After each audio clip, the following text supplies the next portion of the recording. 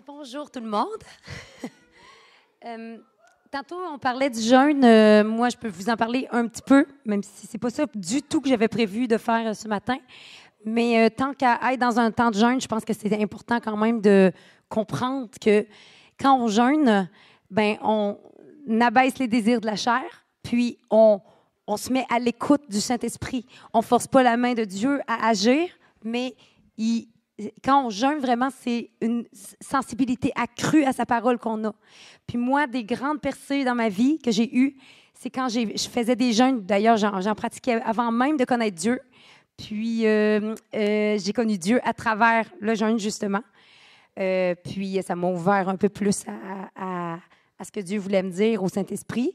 Puis, je peux vous dire vraiment que c'est puissant, que quand on cherche Dieu à travers le jeûne, à travers la prière, vraiment, il y a des choses qui se passent, il y a des murs qui se brisent. Puis, tu sais, je pense à tellement de témoignages comme Esther, qui a fait un jeûne de 3 jours, puis qu'elle a sauvé son peuple complet en 3 jours. 3 jours, c'est pas très long quand même si ça peut être long pour certains. Mais 3 jours, elle avait vraiment publié le jeûne à travers le peuple, puis ils ont obéi. Puis les murs se sont brisés. Fait ensemble, quand on jeûne, quand on cherche la face de Dieu ensemble, même si on n'est pas nécessairement physiquement ensemble, bien, il y a vraiment quelque chose qui se produit dans l'esprit. Puis, en tout cas, s'il y en a qui veulent aussi avoir plus d'informations, d'enseignements, tu sais, j'en ai des bons enseignements dans ma tête par rapport au sujet, mais vraiment, ça vaut la peine. Quand tu es en jeûne, ne cherchez pas des recettes de nourriture comme moi cette semaine. Denis, il m'a dit, c'est une blague? En tout cas, sans faire exprès, je ne sais pas pourquoi, mais ça apparaissait. Puis là, j'ai envoyé quelques recettes, puis il dit, c'est une blague. C'est sûr que c'est tentant. Mais sachez que vous êtes plus enclin à entendre la voix du Saint-Esprit, mais aussi à entendre la voix de l'ennemi. Vous êtes juste plus sensible. En réalité, quand vous mettez des choses mauvaises devant vos yeux, dans vos oreilles, ça entre.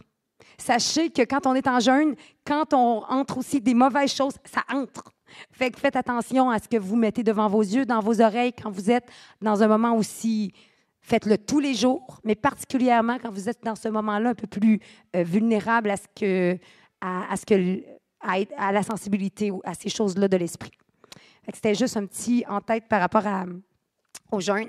Ce que je voulais vous parler, je ne sais pas trop comment mon message va finir, mais c'était pas ça au début de la semaine que je m'étais dit que je parlerais. J'avais préparé quelque chose. Puis ça l'a changé. Je veux vous dire, je veux vous exhorter à vous aimer les uns les autres. Je sais que des fois, on entend ça puis on dit oh, mais vraiment, la puissance de Dieu se passe à travers l'amour qu'on a les uns pour les autres. Quand les disciples ont cherché la face de Dieu, quand ils ont cherché la promesse du Saint-Esprit, quand ils cherchaient ensemble, ils priaient pour la Pentecôte, ils étaient tous ensemble réunis jour après jour à chercher. Est-ce que vous pensez qu'il n'y avait pas des désaccords? Certainement. Est-ce que vous pensez qu'ils étaient avec leurs meilleurs amis quand ils faisaient ça? Non. Ils étaient avec les gens que Jésus avait choisis. Ce n'était pas eux qu'ils avaient choisis. Ils étaient avec eux parce que Jésus les avait choisis. Puis, des fois, ça ne nous plaît pas nécessairement d'être avec telle ou telle personne. Mais quand Dieu a choisi, c'est qu'il y a une raison en arrière. Puis qu'il y a une grâce rattachée. Puis quand on s'efforce de marcher dans l'amour, on brise les plans de l'ennemi dans nos vies. Les murs de l'ennemi dans nos vies tombent. Vraiment, c'est vraiment une exhortation à vous dire, aimez-vous les uns les autres, puis manifeste-le premièrement, ici. Premièrement, où est-ce que c'est le plus facile? Sachez que la première place, où est-ce que vous devez manifester cet amour-là, puis être cet exemple-là d'amour pour les gens qui vous entourent, c'est votre famille proche. Souvent, c'est eux qui écopent du temps qu'on s'est retenu à être. On est avec notre famille en Christ, on doit être parfait, on doit être bon, on doit être... Puis là, on arrive chez nous, puis on sort ce qu'on a à sortir. On devient... on sort le trop-plein. Mais pourtant, ce serait vraiment supposé être le contraire. Ceux qui nous suivent jour après jour devraient être ceux à qui on réserve le meilleur. de nous, à qui on réserve l'amour le plus profond, le plus sincère, les manifestations les plus grandes. C'est les personnes en face de nous, avec qui on est jour après jour. Parce que, sachez que souvent, il y a des petits yeux qui vous regardent. Puis ces petits yeux-là, vos enfants, les enfants en général aussi, ben ils vous regardent en tant qu'exemple. Puis eux, ça sera l'exemple qu'ils auront en grandissant de l'amour. L'amour manifesté, c'est vous qui l'aurez manifesté. Vous qui dites croire en Dieu, vous qui dites être ses représentants sur cette terre, ses ambassadeurs, ben ils vont vous regarder. Puis quand ils vont grandir, sachez que ça peut faire la différence entre un enfant qui suit le Seigneur ou qui ne le suit pas. Sachez que votre exemple aujourd'hui peut faire cette différence-là dans son cœur. Puis que quand il grandit, il dit « J'ai vu, j'ai entendu parler de Dieu ». Mes parents disaient qu'ils étaient avec lui. Si tu savais comment ils se comportaient.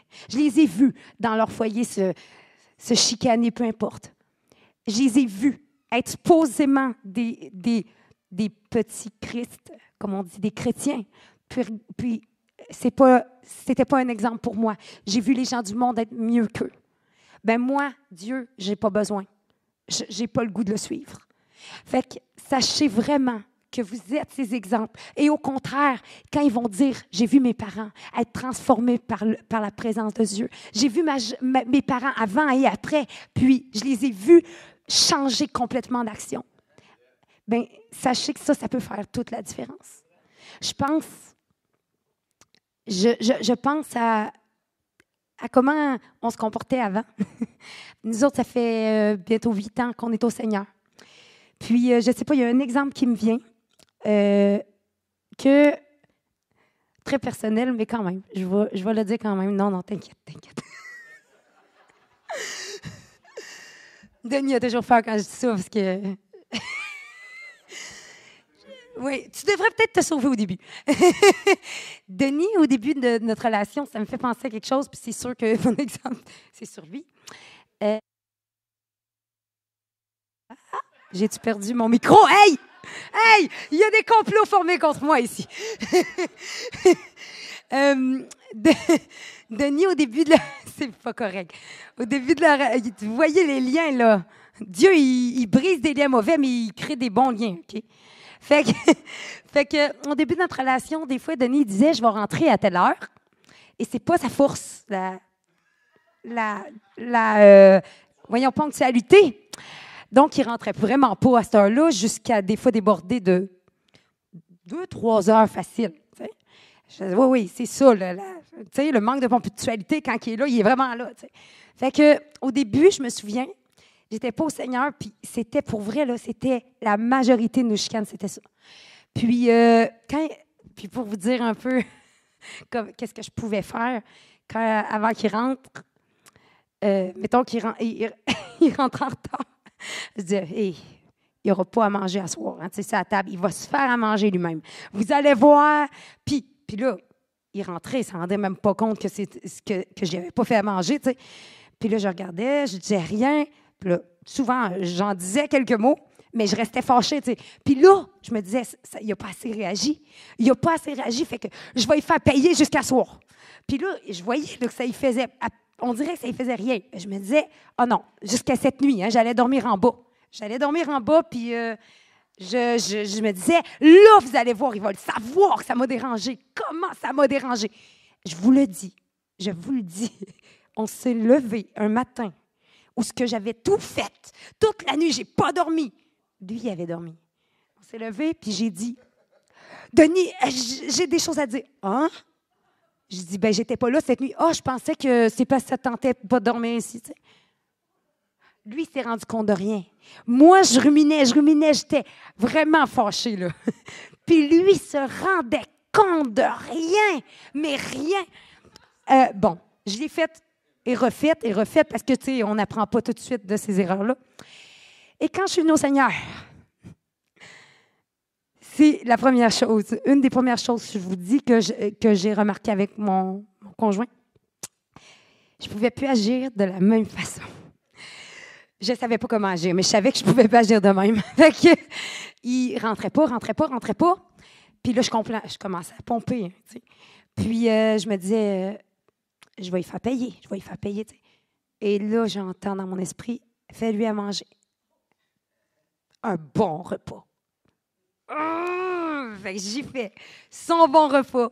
Il rentre. Allô, Denis, je le reçois d'une façon comme s'il n'était pas du tout en retard. Pas du tout. Puis, je me retiens toute la soirée pour lui parler de ça. Mais il se rend compte de rien. Mais moi, je sens que je ne dois même pas lui dire.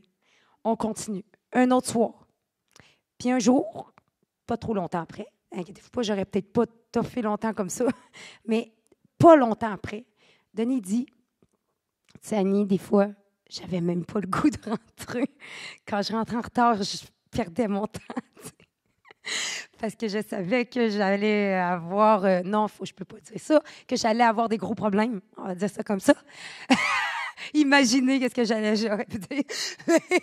Désolée, on est québécois ici. Mais il disait, je savais que j'allais avoir des gros problèmes. Fait que il a dit mais j'ai vu les dernières fois comment tu as changé. Puis ça, c'est avant même qu'on se donne vraiment d'une façon plus sérieuse avec Dieu. Mais vraiment, Dieu commençait à faire une œuvre en moi. Puis l'amour, elle se manifeste comme ça. Elle se manifeste en changeant nos comportements quotidiens de tous les jours avec la personne avec qui on est.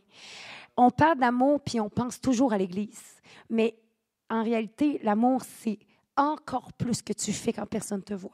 Encore plus quand tu es seul. Encore plus quand tu es à l'épicerie. Encore plus quand personne te regarde, surtout pas un chrétien qui te donne une crainte. Parce que quand un chrétien nous regarde, on a une crainte parce que c'est comme le regard de Jésus un peu sur nous. Mais cette crainte-là doit être là partout. Puis, premièrement, envers, comme j'ai dit, le conjoint. Puis, tu sais, je pense qu'on doit prier pour que nos couples soient à l'image de Christ. On fait qu'une seule chair. Puis, quand une personne ne marche pas dans l'amour, ça impacte le témoignage du couple. Fait que, Seigneur, je prie, Seigneur, qu'il change nos cœurs par rapport à nos couples, qu'on soit vraiment ces témoignages-là d'amour dans le couple. Qu'est-ce que Jésus a fait pour manifester son amour sur cette terre? Quand il a marché sur cette terre, c'était quand même assez simple. Première chose qu'il faisait, il pardonnait. Il y a de la puissance dans le pardon. Il y a de la puissance dans ton pardon. Envers, oui, tes frères et sœurs qui le méritent, des fois, à notre avis, des fois, certaines personnes le méritent plus que d'autres, mais le pardon, ça te libère. Le pardon, c'est une décision, ce n'est pas une émotion. Fait que quand tu marches dans le pardon, vraiment, il y a quelque chose qui se passe. Ça libère la grâce de Dieu dans ta vie, dans ta vie en premier, en réalité. C'est toi que tu libères, c'est tes chaînes que tu brises. Fait que sans le pardon, tu es enchaîné en réalité. Fait que si tu veux marcher libre sur cette terre, puis dans l'amour, tu n'as pas le choix de marcher dans ce pardon. Et n'oubliez pas qu'il a dit, si tu pardonnes, je te pardonnerai. Dieu a dit, si tu pardonnes, je te pardonnerai. Alors, c'est pas une petite parole sans profondeur. C'est puissant, c'est important. C'est attaché à ses promesses. Pour vivre ses promesses, on n'a pas le choix de marcher dans le pardon. Ensuite, qu'est-ce qu'il faisait pour manifester l'amour sur cette terre? Il touchait les gens, puis il les voyait guéris. On les voyait guéris. Il chassait les démons. Il libérait, dans le fond, les captifs. Toi, de la même façon, ton amour doit se manifester parce que l'amour du monde n'est pas le même que l'amour de Dieu. Puis toi, tu dois manifester les mêmes œuvres que Jésus. Et les œuvres de Jésus étaient les œuvres du Père. Il n'a rien fait de ce qu'il n'a pas vu le Père faire. Puis il dit que puis Dieu dit que celui qui croira en lui fera les mêmes œuvres. Alors notre amour, oui, celui du monde, est un amour de base. Mais l'amour de Dieu est bien différent. Savez-vous qu'il était écrit, j'avais trouvé un verset, avant, il était écrit, « Aime ton prochain comme toi-même ». Quand Jésus est venu sur la terre, il a dit, « Aimez-vous les uns les autres comme je vous ai aimés ». La première fois, « Aime ton prochain comme toi-même » est moins profond, moins puissant que que quand ils ont connu l'amour du Père, l'amour de Jésus, en réalité, on ne pouvait pas connaître cet amour-là avant que Jésus marche sur cette terre, puis manifeste les œuvres sur cette terre. Mais quand il a dit « Aimez-vous comme je vous ai aimé », c'est beaucoup plus puissant. Il nous a montré comment aimer. Il nous a vraiment montré comment aimer, puis en réalité, c'est les mêmes œuvres. On peut prier pour quelqu'un pour le voir guéri, pour avoir un témoignage de plus. On peut prier pour dire, j'en ai 10 sur ma liste aujourd'hui qui sont guéris. Puis j'en ai un de plus dans ma liste Facebook aujourd'hui que tout le monde verra, c'est le témoignage. Mais tu peux le faire d'un cœur complètement différent. Tu peux le faire d'un cœur, quoique tu peux te servir des réseaux et tout ça pour partager, bien sûr, bien sûr. D'ailleurs, je suis venue au Seigneur par ça. Je suis venue au Seigneur en trouvant quelqu'un qui avait partagé des témoignages sur les réseaux. Ça donne que c'était Jonathan. Mais plus que ça, le motif derrière est extrêmement important.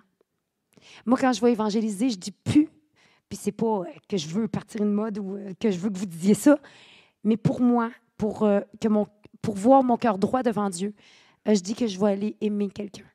Je vais aller aimer les gens. Puis, c'est par l'amour qu'on va toucher les gens extérieurs. Tu peux arriver puis à vouloir guérir 10 personnes. Puis après, pas avoir manifesté l'amour que Dieu avait. En réalité, l'amour est le numéro 1, parce que le motif doit être ça. Et ensuite, Dieu donne tout le reste ensuite. Quand tu marches dans les rues, quand tu témoignes de sa parole, il va t'équiper à cause de l'amour que tu auras eu pour les autres. À cause de l'amour qui t'aura motivé. Quand c'est sincère, Dieu sait. Dieu voit les motifs du cœur. Fait que je veux juste parler de ça. Puis, oui, je disais comment Dieu a manifesté l'amour du Père. Il a manifesté aussi en enseignant l'Évangile aux autres, en témoignant de ce que Dieu avait fait, en donnant le message de l'Évangile. Parce que dans le fond, votre premier ministère est de réconcilier l'homme avec Dieu. C'est ça votre ministère. C'est ce que vous avez vécu qui a transformé vos vies. Puis c'est ce qui va transformer la vie de ceux à qui vous parlez. Si vous parlez avec l'amour du Père, si vous partagez ce que vous avez reçu, vous ne pouviez pas le partager avant de l'avoir reçu vous-même. Mais maintenant que vous l'avez reçu, maintenant que vous avez reçu cet amour-là dans vos cœurs, vous êtes capable de redonner et de partager à nouveau ce que vous avez reçu. On ne peut pas donner ce qu'on n'a pas. Mais aujourd'hui, vous l'avez. Vous avez un trésor inestimable dans les mains. Vous devez le partager. Qui ne donnerait pas l'antidote à quelqu'un d'empoisonné? C'est ce que vous avez dans les mains. Un antidote puissant contre toutes. Oui, les maladies, mais l'antidote contre la mort. L'antidote qui donne la vie éternelle. Puis, l'autre, qu'est-ce qu'il a fait aussi? Dernière chose que je voulais dire que Jésus a fait, il a été meurtri pour vous. Chaque pas qu'il faisait, il pouvait détourner. Il pouvait se détourner. Il pouvait dire non, je ne le ferai pas. À chaque pas, dans le chemin de croix, au chemin de croix, chaque fois qu'il marchait, chaque pas qu'il faisait, chaque coup qu'il recevait, c'était pour vos blessures. Il ne s'est jamais détourné. Sachez qu'il faisait ça pour les assassins de son fils, en réalité. En réalité, on a été ceux qui l'ont meurtri. On a été ceux qui l'ont tué. Chaque fois qu'on ne l'a pas écouté, c'est comme si on le faisait un peu mourir sur la croix. Chaque fois qu'on ne lui a pas obéi, qu'on savait quoi faire. On est tous responsables. On a tous un peu crucifié Jésus sur cette croix. Mais aujourd'hui, on est sauvés. Aujourd'hui, en lui, on est pardonné. Mais on l'est parce qu'il a décidé de se donner. Puis l'action qu'il a posée, c'est de donner sa vie.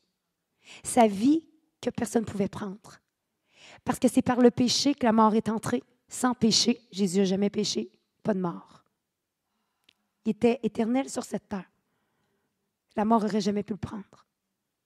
Il a marché jusqu'à la mort pour votre vie. Alors que nous-mêmes, on est en train de vouloir le tuer, en réalité. C'est comme si une mère, après que quelqu'un ait tué son fils, saute puis prend la balle qui était destinée à l'assassin, puis décide de mourir à sa place. C'est ça qui est arrivé. C'est ça qu'il a fait pour vous. C'est ça l'amour. C'est ça l'amour qu'il a eu pour vous. La grandeur, la profondeur, la largeur, les hauteurs de l'amour qu'il a eu pour vous. Plus vous le connaîtrez dans la profondeur de l'amour, plus vous pourrez le donner puis le partager. Fait que c'est son amour que vous devez connaître, lui. Puis, il ne donne pas l'amour, il est l'amour. Fait que, je ne sais pas si j'ai fait le tour. Oui. Pour terminer, je vais juste lire un verset.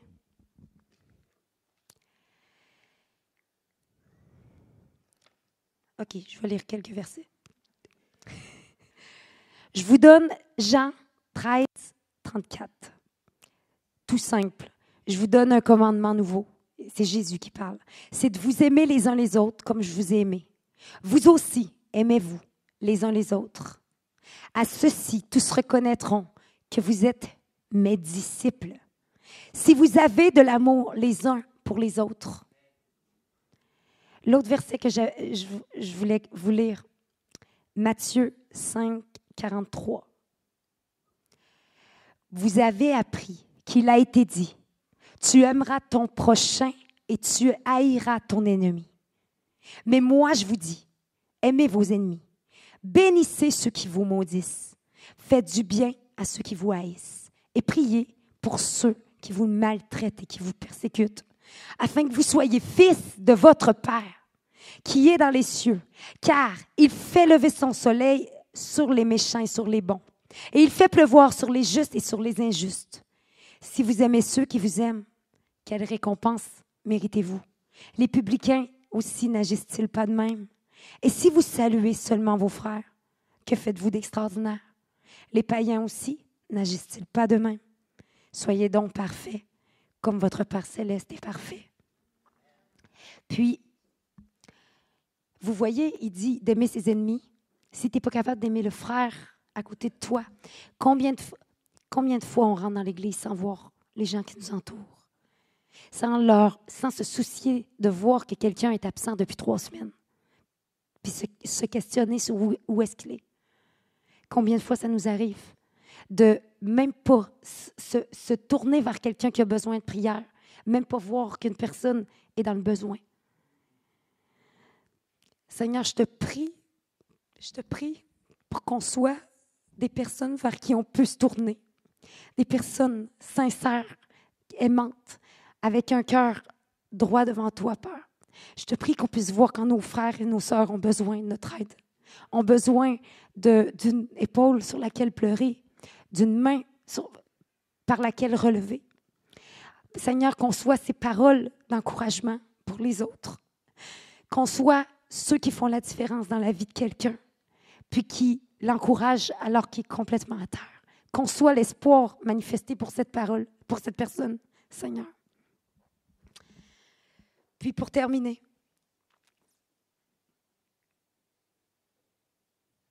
il dit, comme le Père m'a aimé, Jean 15, 11. C'est écrit, comme le Père m'a aimé, moi aussi je vous ai aimé. Demeurez dans mon amour.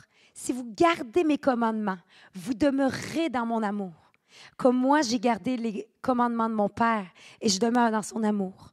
Je vous dis ces choses afin que ma joie soit en vous et que votre joie soit parfaite. Ça a un lien par rapport à votre joie de marcher dans l'amour, dans les commandements du Père. Si vous vous dites où, si vous vous demandez, mais comment ça je ne me sens pas joyeux? Comment ça je ne ressens pas cette joie quand je suis dans l'Église ou dans la vie de tous les jours? C'est parce que vous devez sortir. Vous devez répandre l'amour de Dieu pour être ensuite arrosé à votre tour. Alors, ces chrétiens qui restent enfermés chez eux peuvent être bien dans la prière pendant un temps, c'est bien pour vaquer à la prière et tout. Mais il y a un jour où on doit aller. On doit sortir de nos murs et aimer. Aimer. Aimer à la façon de Dieu. Aimer activement. La Bible, c'est pas un livre pour nos pensées. C'est un livre qui met en action, qui est là. C'est une façon de faire. C'est une mise en action de l'amour du Père. Il nous montre comment vivre l'amour du Père en action. Fait que je prie qu'on soit des personnes actives dans l'amour. C'est tout. Et là, maintenant, je vais présenter Bertrand toujours. Je vous présente Bertrand. J'invite Bertrand à venir devant un ami, une personne précieuse pour le royaume depuis un bon moment déjà. Fait que merci Seigneur pour ce que tu fais à travers cet homme de Dieu-là. Fait que merci. Merci Bertrand. Merci. Allô? Allô? Oui, t'es beau. J'ai plus envie de prêcher, moi, là. C'est bien ce qu'elle avait à dire, hein? Oui. Bon, allez, Dieu vous bénisse. Chacun de vous, je relâche la bénédiction du Seigneur sur vous pour aujourd'hui. Amen. Alléluia. Mais pas rien pour aujourd'hui. Aujourd'hui, ce serait un début. Que vous soyez chargés jusqu'à la fin de vos jours. Merci, Seigneur. Ce matin, je vais vous parler sur un sujet très important. Dans Luc 10, à partir du verset 17, je vais lire jusqu'au verset 109. Ah, ça ne marche pas, là. Ah non, 17 à 24. Alléluia. Seigneur Dieu, dans le nom de Jésus, je relâche la puissance surnaturelle de ton esprit sur l'assemblée ce matin. Bénis tes saints, Seigneur, bénis tes enfants. Glorifie ton nom, manifeste ta gloire. Et nous t'aimons, Seigneur, nous voulons te servir. Je te demande de me toucher ce matin pour que je puisse partager avec mes frères et sœurs. Je t'ai mis sur mon cœur dans le nom de Jésus. Amen. Les 70 revinrent avec joie en disant, « Seigneur, les démons même nous sont soumis en ton nom. » Jésus leur dit, « Je voyais Satan tomber du ciel comme un éclair. » C'est écrit là? Wow! Ils savent que c'est que je prêche? Voici, dites avec moi, voici. Je vous ai donné le pouvoir de marcher sur les serpents, sur les scorpions et sur toute la puissance de l'ennemi, et rien. Et vous allez dire avec moi, et rien ne pourra vous nuire. J'étais dans une dénomination avant, j'étais sauvé, j'étais dans une dénomination, puis les autres, ils priaient comme ça. Ils vont me mettre à genoux, il y a bien de la misère, mais ils vont me mettre à genoux quand même. Seigneur, donne-nous ta puissance, Seigneur Jésus, donne-nous ta puissance, Seigneur, donne-nous ta puissance. Voyons. Puis là, je pleurais. J'étais sérieux, j'étais sincèrement dans les ténèbres. Mais, le Seigneur, il dit, lève-toi. Je me lève. Il dit, ouvre ta Bible. Ma Bible, t'en avais, moi, il faut juste l'ouvrir de même. Je tombe là-dessus. Wow. Voici, je vous ai donné le pouvoir. Il ne donnera plus, il ne l'a donné. Right? Merveilleux pareil. Pourtant, prier de même, une dénomination qui ont des années qui sont là, puis qui prient le contraire de la Bible. J'ai sorti des autres. C'est pour ça que je suis ici ce matin. Mais, c'est très important ce qui est écrit dans la Bible.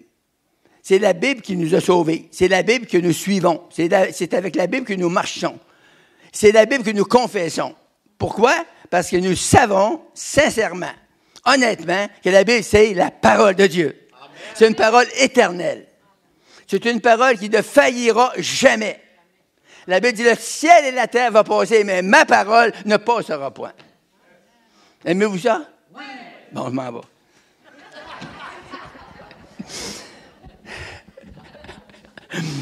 Cependant, ne vous réjouissez pas que les esprits vous sont soumis, mais réjouissez-vous que vos noms sont écrits dans les cieux.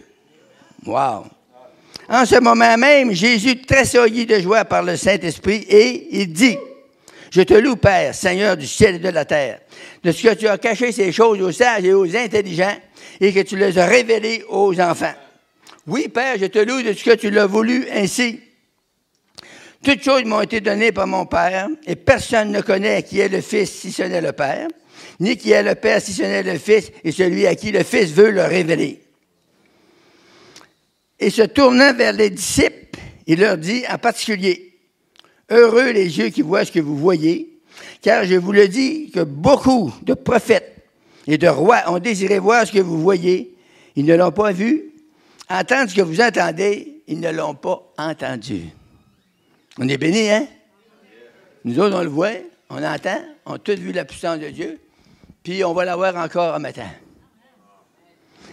Moi, là, je ne veux pas prêcher la parole sans résultat. Et je ne veux pas prêcher la parole sans que vous voyez de vos yeux quelque chose de surnaturel. Pourquoi? Pas parce qu'on est curieux, parce qu'on veut voir Dieu agir. Dieu agit dans sa parole. Alléluia! La parole de Dieu, c'est la vie éternelle. Ça donne la vie même au vieux de 94 ans. Alléluia! Gloire à Dieu, gloire à Dieu. Mon sujet ce matin, c'est les promesses de triomphe finales sur les œuvres de Satan. La victoire spirituelle. C'est ce que je vais vous parler ce matin. Alléluia. Donc, dans Marc 16, 18. Parce que c'est Marc dans la Bible. Là.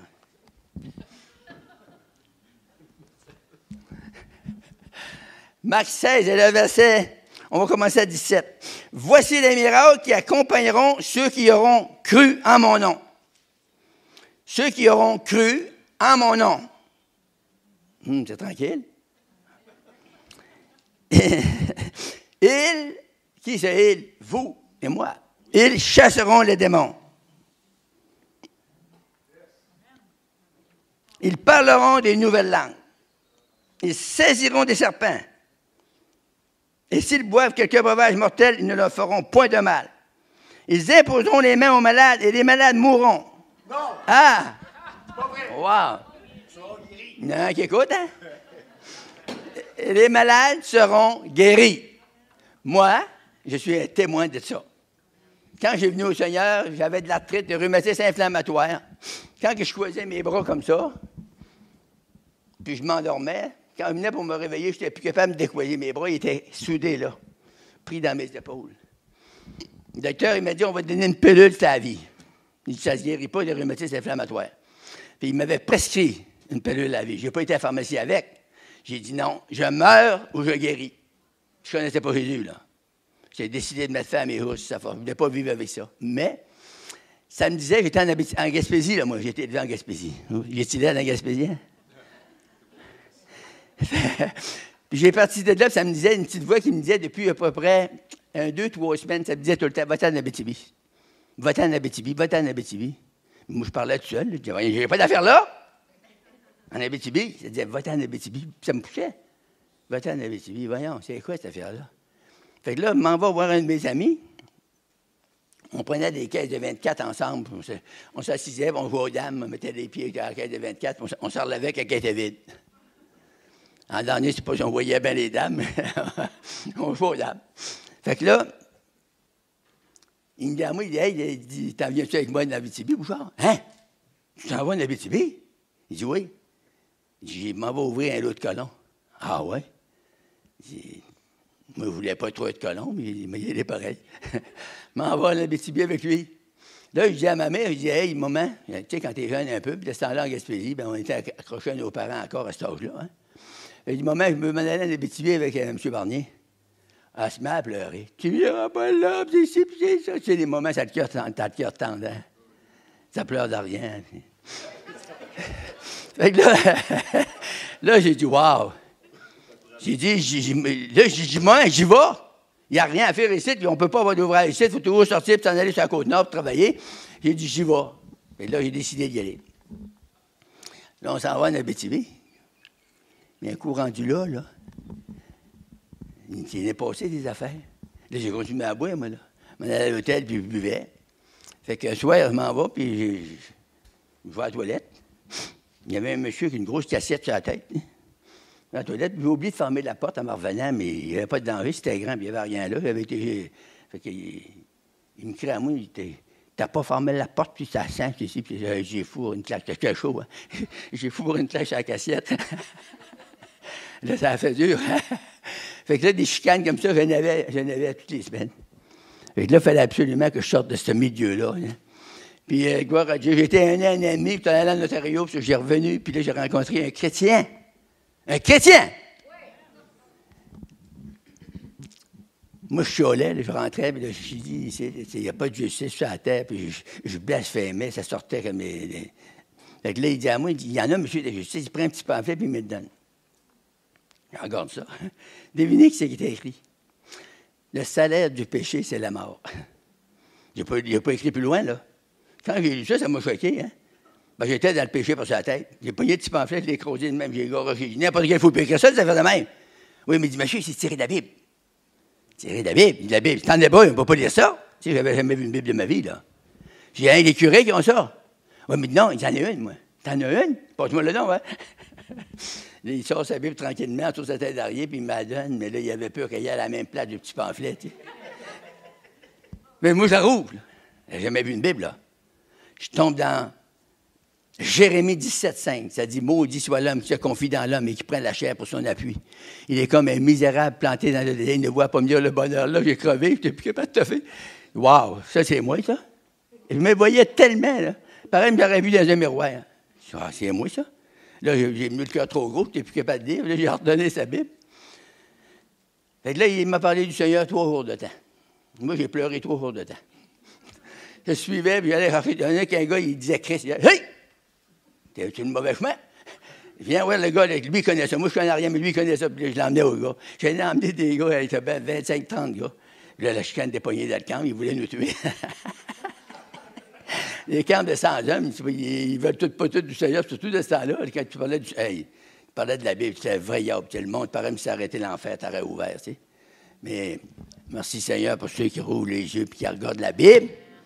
C'était une parole éternelle. Elle ne m'a jamais déçu, puis ça fait 68 ans que je suis au Seigneur. Elle ne m'a jamais, jamais, jamais déçu. Quand j'ai ouvert la Bible, honnêtement, sérieusement, Dieu m'a donné une réponse à mes problèmes. Puis j'ai encore aujourd'hui la réponse à nos problèmes. Amen. Hallelujah. Le Seigneur m'a donné une femme qui pouvait m'endurer. Pas toutes les femmes qui pouvaient m'endurer, là. Mais il m'en a donné une. C'est la petite madame en arrière qui a toujours un petit d'un bras, là. Ah, c'est plein d'amour. Voici les miracles qui accompagneront ceux qui auront cru en mon nom. Ils chasseront les démons, parleront de nouvelles langues, saisiront des serpents. S'ils boivent quelques breuvages mortels, ne feront point de mal. Ils imposeront les mains aux malades et les malades seront guéris. Et le Seigneur, après leur avoir parlé, fut élevé au ciel. Il s'assit à la droite de Dieu et ils s'en allèrent partout. Là, c'est intéressant le verset 20 aussi. Là. Ils s'en allèrent partout. Prêcher. Le Seigneur travaillait avec eux et il confirmait la parole par les miracles qui l'accompagnent. Dans la Bible, il y a des miracles qui se produisent. Quand les apôtres marchaient sur la terre avec Jésus, ils produisaient des miracles. Et quand Jésus était avec eux autres, ils produisaient des miracles qui émanaient de Jésus. Mais quand Jésus était parti avec eux autres, ils ont continué, parce que Jésus leur avait donné ça, aller prêcher l'Évangile, chasser les démons, guérir les malades, purifier les lépreux, ressusciter les morts. Il les avait tous dit quoi faire. Il dit, allez-y. Mais quand il est parti, ils l'ont fait. Ils ont obéi. Ils ont commencé à prêcher la parole. Quand ils ont senti qu'il y avait des mauvaises... Ils ont chassé les démons ont sorti. Puis ils sont venus, puis là, ils se réjouissaient de ça. Puis le Seigneur dit, ne vous réjouissez pas que les esprits vous sont soumis. Réjouissez-vous que votre nom est écrit dans les cieux. Alléluia! Notre nom est écrit en haut. Quand on meurt, nous autres, là, on ne meurt pas. En réalité, on commence à vivre. On part de la terre où c'est qu'il y a des problèmes. Puis on s'en va dans les cieux où c'est qu'il n'y a plus de problèmes. On va arriver en haut, là, wow! Moi, j'ai hâte d'arriver là, vous ne savez pas comment. On ne se promenait pas en Cadillac, en Rolls-Royce. Gloire à Jésus, alléluia. Dans les Actes des Apôtres, le chapitre 28, wow, c'est loin, ça, là. Chapitre 28, verset 5. On dit ceci. Paul secoua l'animal dans le feu. Il ne ressentit aucun mal. Ici, Paul était sur l'île de Malte. Une île, je sais qu'il y avait des barbares. Et puis, il faisait sûrement foi. Il avait fait un feu. Paul a ramassé des broussailles pour mettre sur le feu. Puis, il y a une vipère. C'est le serpent le plus venimeux qui est attaché à son bras. Puis les barbares de l'île de Malte, ils ont dit, ouais, c'est vraiment un méchant. Il n'est pas mort là-bas. Il a été sauvé sur le bateau. Il s'est emmené ici. Puis ici, il s'est fait pas. Il va mourir. Il s'attendait de le voir mourir d'un instant à l'autre. Mais l'apôtre Paul ne mourrait pas. Il a continué à... Quand ils ont vu ça, ils ont pensé que c'était un Dieu. Si vous lisez le reste du chapitre, vous allez voir, ils pensaient que c'était un Dieu parce qu'il a secoué ça dans le feu, puis il a continué. Puis la Bible nous dit, vous saisirez des serpents, puis nous vous ferons point de mal. C'est écrit dans la Bible. Amen. C'est merveilleux. Tu sais, c'est un privilège qu'on a que les autres, les gens qui ne connaissent pas Jésus, ils n'ont pas ça. Les autres, ils font piquer par une vipère, c'est fini. Nous autres, une vipère nous pique, ça commence. Alléluia! Gloire à Jésus. On va lire le psaume. Wow, ça c'est loin, là. Psaume 44. Hey, je coupe ma Bible aujourd'hui, ça tombe là-dessus. Hein? Psaume 44, verset 6. Ça dit ceci. Avec toi, nous renversons nos ennemis. Avec ton nom, nous écrasons nos adversaires. C'est une bonne outil, la Bible? Dieu nous promet des choses, des promesses dans la Bible qui sont extraordinaires. Tu sais, quand je dis ça, moi, là, je suis béni à l'os. C'est profond, hein? Je suis béni parce que je sais que la parole de Dieu va s'accomplir. Moi, quand j'ai été sauvé, j'étais très malcommode. Puis le Seigneur m'a touché. Puis aujourd'hui, quand j'ai dit je crois à la parole, je croyais à rien de ça, moi, avant, là. Puis aujourd'hui, je crois à la Bible. C'est tellement pur, c'est tellement vrai. Ça nous est confirmé à tous les jours. On voit la Bible s'accomplir à tous les jours. Dieu veut qu'on applique nos cœurs à le chercher. Tu sais, quand vous entrez dans votre chambre, puis vous commencez à prier et à louer le Seigneur, merci Jésus, qui a été fait pour moi. Alléluia. Tout d'un coup, vous sentez la présence de Dieu venir sur vous. Des fois, dans mon bureau, les premières années, je conseillais Marie, oui, ma femme. Elle rentrait dans mon bureau, j'étais après pleurer. Elle disait, qu'est-ce que tu as, mon mari? Elle pensait que c'était elle qui m'avait battu. Mais non, c'était pas elle. J'ai dit, c'est pas toi, mon trésor, c'est pas de ta faute. C'est parce que je suis touché. Puis je pleurais. Je pleurais pas de peine, je pleurais de joie. Amen. Puis quand que je ris, j'ai de la joie. Puis quand je pleure, j'ai de la joie. C'est le fun, hein? Avant, quand je pleurais, j'avais vraiment de la peine. Mais aujourd'hui, j'en ai plus. Je suis délivré. Parce que je vis pour Jésus. Amen. Vous allez dire, frère Bouchard, il est toujours là avec toi. C'est pas vrai. J'ai des bouts, j'ai de la misère. Il y a des bouts, je suis obligé de combattre, moi aussi. Mais je pense à ça quand j'étais dans le monde, ça allait mal. Je vargeais du poing puis du pied. Mais aujourd'hui, il n'est plus besoin de faire ça. Parce que je suis délivré. Merci Seigneur, c'est une bonne affaire. Hein? Aujourd'hui, je me réjouis. Puis je me dis, toi, Satan, tu vas prendre une queue de but tout à l'heure. Fait que quand je me choque, je chie au nom de Jésus, toi. Il est mieux de s'éloigner. Amen? Puis il va se faire renverser. Devoir, me dire comme toi. Alléluia. Gloire à Jésus. Gloire à Jésus. Merci Seigneur pour ton amour. Merci pour ta grâce. Merci pour ta puissance surnaturelle. Avec toi, nous renversons nos ennemis. Avec ton nom, nous écrasons nos adversaires. Romains 8, 35.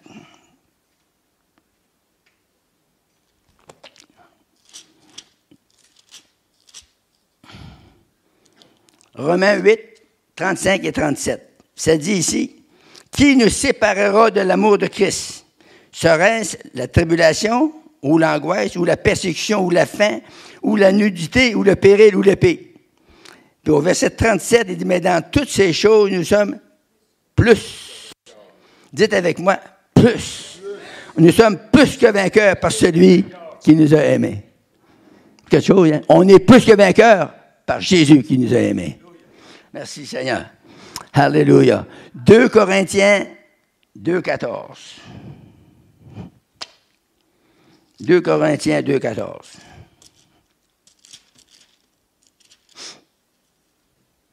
Grâce soit rendue à Dieu qui nous fait toujours, dites avec moi, toujours triompher en Christ et qui répand par nous en tout lieu l'odeur de sa connaissance. C'est quelque chose, hein? Trouvez-vous ça beau? C'est des promesses extraordinaires. C'est des promesses finales de la victoire qu'on a sur écraser la tête du diable. Défaire notre ennemi. Alléluia. Béni soit Dieu. Grâce soit rendue à Dieu qui nous fait toujours triompher. Pas de temps en temps. Pas une fois par année. Mais toujours, on peut triompher en Christ. Amen. On peut-tu demander plus? Non. On en veut, il y en a. T'en veux plus, il y en a plus. T'en veux encore plus, il y en a encore plus. C'est ça qu'est la parole de Dieu. Et 10-4. Wow, ça ressemble à la radio, ça, 10-4. 2 Corinthiens 10-4. Car les armes, wow, ça c'est beau. Car les armes avec lesquelles nous combattons ne sont pas charnelles, mais elles sont puissantes par la vertu de Dieu pour renverser nos forteresses. Les armes que Dieu nous a données, elles sont puissantes. Quelles sont les armes? Le nom puissant de Jésus. Tu sais, quand on dit le nom de Jésus avec foi, les démons tremblent.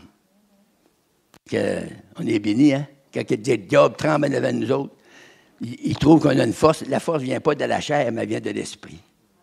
Dieu nous a donné son esprit. Puis quand on parle dans le nom de Jésus, quand on fait face à des démons, quand on parle à des gens, puis on s'aperçoit que ce n'est pas naturel. Donc, si c'est surnaturel, puis ce n'est pas l'esprit de Dieu, c'est l'esprit du diable.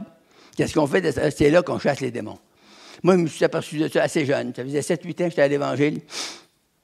Je priais, les gens n'étaient pas guéris. Des gens n'étaient pas guéris, d'autres étaient guéris. D'un coup, j'ai pensé à ça. S'ils ne sont pas guéris, pourquoi j'ai prié avec la même foi? Pourquoi il n'a pas été guéri? On va chasser le diable. Fait que j'ai chassé le démon d'un gars qui faisait 37 mois, qui était à Cartierville, dans un hôpital de consommation de tuberculeux.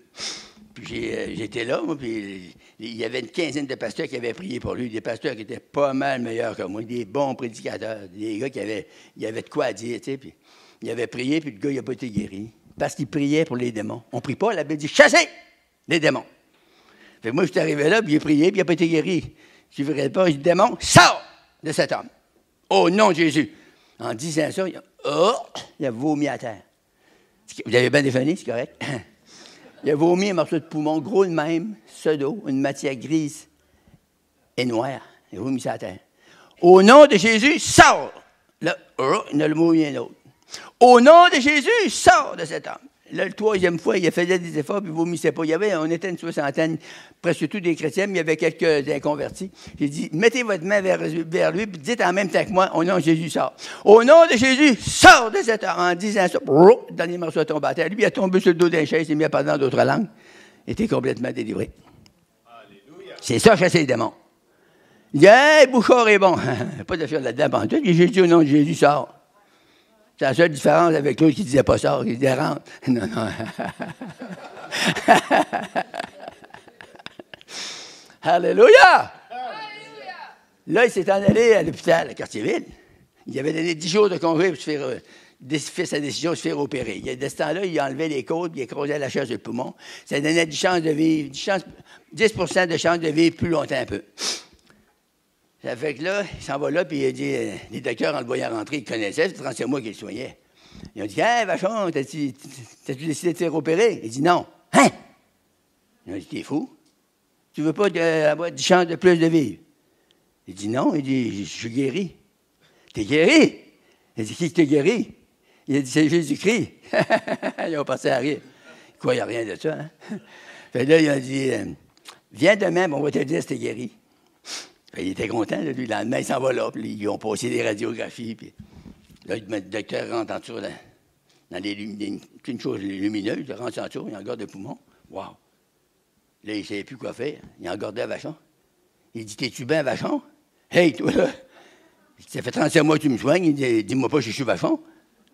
Là, il dit, ouais. Il y a un autre docteur. Vachon. Il regarde la radiographie. Il faisait de même. Il ne peut pas comprendre ça, hein? Le docteur ne peut pas comprendre ça. C'est un miracle. Oui. Fait que là, il a dit, qu'est-ce qui t'est arrivé? On ne peut pas comprendre ça, on ne comprend pas ça. Ils ont dit, ton poumon, là, il est plus beau que l'autre. Il y avait 3 trous dans le poumon. Là, il y a le poumon plus beau que l'autre. Ça, c'est la puissance de Dieu. Ça, j'aime ça. Alléluia. Oh, le chant à l'esprit, là. C'est quelque chose. Là, ils ont dit, va-t'en, puis tu reviendras dans 6 mois. Là, il s'en vient à moi, puis il me dit ça. Il dit, ils m'ont dit de retourner dans 6 mois. Non, non, tu ne vas pas là dans 6 mois. Dans 6 mois, tu vas suivre l'évangéliste Bouchard. Moi, je prêche, toi, tu témoignes ça, puis là, moi, je prie pour les malades. Ça va bien de ce temps-là. J'ai rien à faire, juste la machine. Au nom de Jésus, au nom de Jésus, au nom de Jésus. Le monde y croit, ils viennent avec la foi. Moi, je n'ai pas besoin de quoi de ce temps-là. Parce que les gens, ils ont adoré la foi. Ça les stimule leur foi. Puis là, ils disent, on y va, ils viennent, puis ils sont guéris. C'est ça la puissance de Dieu. C'est ça l'Évangile. L'Évangile, s'il y a de la foi, ça marche. S'il n'y a pas de foi, ça ne marche pas. Ça ne fonctionne pas. Est-ce que vous êtes là ce matin? Oui. Gloire à Dieu. Soyez bénis. 1 Jean 5,4. C'est loin, 1 Jean, ça, là. C'est pas loin de l'Apocalypse. 1 Jean 5,4. Ah, voilà. Ça, c'est beau.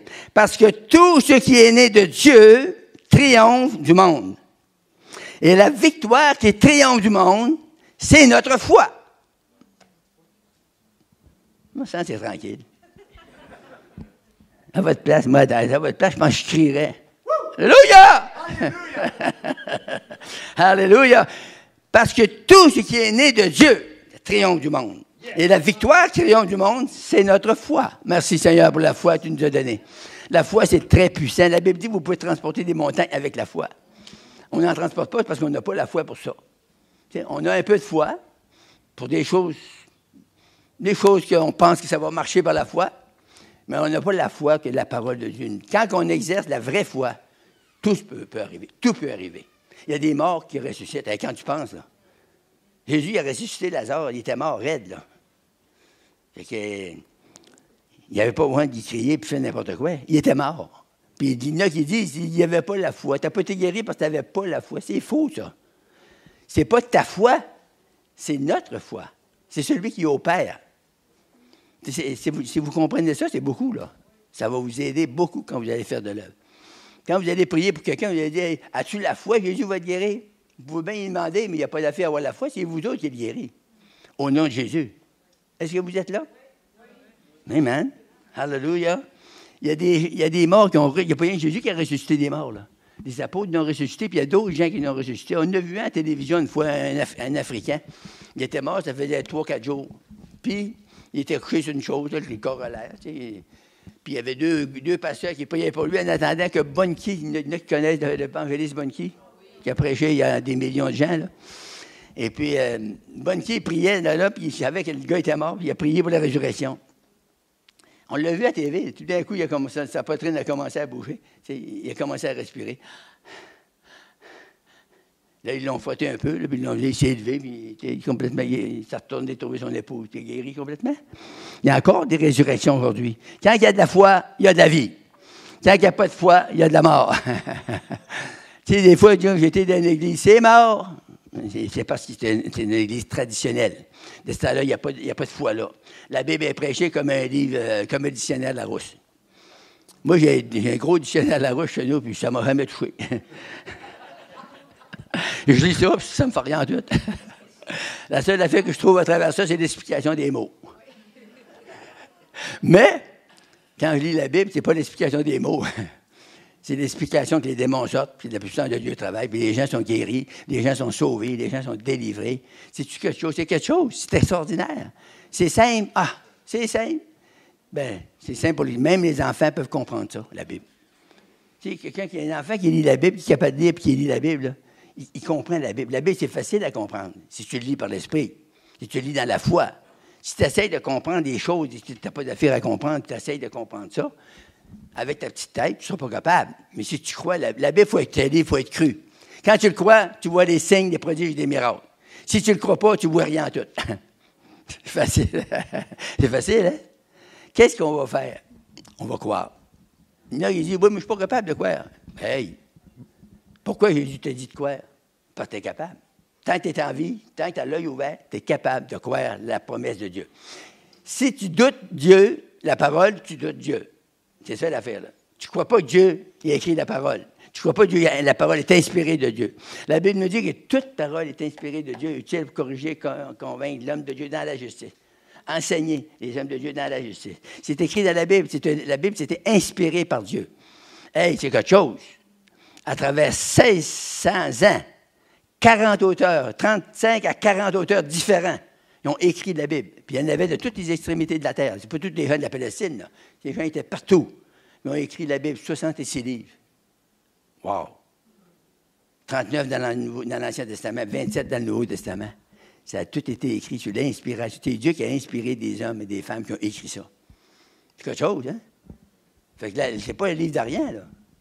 C'est un livre vrai. C'est un livre puissant. C'est un livre dynamique.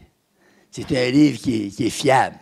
Si vous mettez votre confiance dans ce livre, vous allez vivre vieux. Amen. Alléluia. Apocalypse 15, en finissant. Apocalypse, chapitre 15. Et le verset 2. Je vis comme une mer de verre mêlée de feu, et ceux qui avaient vaincu la bête et son image, et le nombre de son nom, étaient debout sur la mer de verre, ayant des harpes dans la main.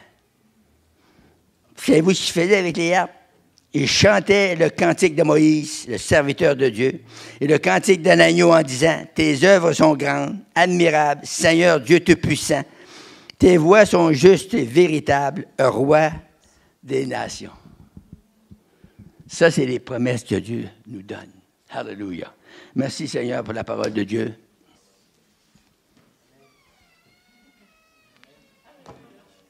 Gloire à Dieu pour la Bible. Seigneur, je te remercie maintenant pour cette parole. Merci parce que tu rencontres les besoins de tes enfants ce matin. Ceux qui ont faim et soif de justice, la Bible dit, seront rassasiés. Ceux qui ont besoin d'une guérison, ceux qui ont besoin d'être sauvés, si tu n'es pas né de Dieu, né de nouveau, si tu n'as pas accepté Jésus-Christ dans ta vie, si tu n'as pas donné ta vie, donne ta vie ce matin. C'est le plus grand privilège que tu as, puis c'est peut-être la dernière invitation que tu reçois. Il n'y a rien, aucune condamnation là-dedans. Toute la Bible dit, tous sont péchés, sont privés de la gloire. La gloire, c'est sa présence glorieuse. Donc, je t'inviterai ce matin à donner ta vie à Jésus. Comment tu vas faire? Quand on va arrêter de prier, viens en avant. On va juste te faire donner ta vie à Jésus. Tu lui dis que j'ai fait comme ça, il y a 68 ans, puis je suis encore là. J'ai dit, Seigneur, je te donne ma vie. Prends-la. Je ne suis capable de faire rien de bon avec ma vie. Prends ma vie, Seigneur. Seigneur l'a pris. Il a changé. Il a fait de moi un homme nouveau. Il m'a pris un homme maudit. Il a fait de moi un homme béni. Alléluia. Merci, Seigneur, pour ta parole éternelle.